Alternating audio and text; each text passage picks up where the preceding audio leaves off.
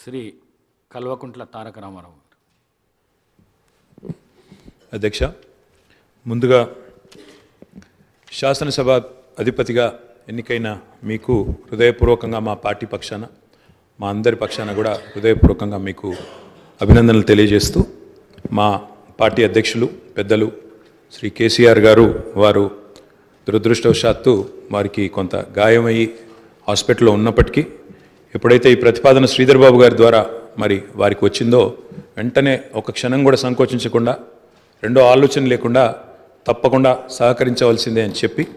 ఏకగ్రీవంగా ఎన్నిక కావడానికి వారు మాకు ఆదేశాలు ఇవ్వడం జరిగింది. దానికి అనుగుణంగానే నిన్న మీ నామినేషన్లో కూడా మేమందరం కూడా పాల్గొనడం జరిగింది. అధ్యక్ష, మీతో వ్యక్తిగతమైన అనుబంధం కూడా నాకు చాలా ఉంది. మీరు 2009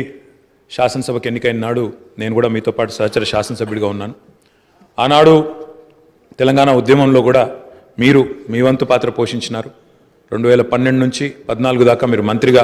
ముఖ్యంగా మా శాఖకు మంత్రిగా, హ్యాండ్లూమ్స్ అండ్ టెక్స్టైల్స్ డిపార్ట్మెంట్కి మంత్రిగా మీరు పనిచేసిన క్రమంలో ఆనాడు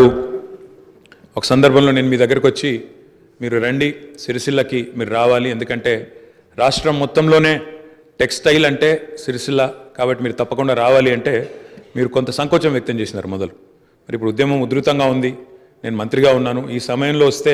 ఏమైనా ఇబ్బంది ఉంటుందా అంటే లేదు, మనం కలిసే పోదామని చెప్పి ఆ రోజు మీరు రావడమే కాకుండా ఆనాడు మరి బ్రహ్మాండంగా మీరు వచ్చి అక్కడ కార్మికుల సమస్యలు విని తర్వాత చాలా సమస్యల పరిష్కారానికి మీ స్థాయిలో మీరు కృషి చేసినందుకు కూడా మీకు మనస్ఫూర్తిగా ఈరోజు మళ్ళొకసారి అభినందనలు, ధన్యవాదాలు కూడా తెలియజేస్తూ, మరి ఒక ఉన్నతమైన సాంప్రదాయానికి ఈరోజు మరి తెరదీస్తూ ఇతర పెద్దలు గౌరవనీయులు తెలంగాణ రాష్ట్రం ఏర్పడ్డ తర్వాత పెద్దలు శ్రీకొండ మధుసూదనాచారి గారు, తర్వాత శ్రీ పోచారం శ్రీనివాసరెడ్డి గారు, తదనంతరం మీరు, మరి వారు ఇద్దరు కూడా నెలకొల్పిన సాంప్రదాయాలు,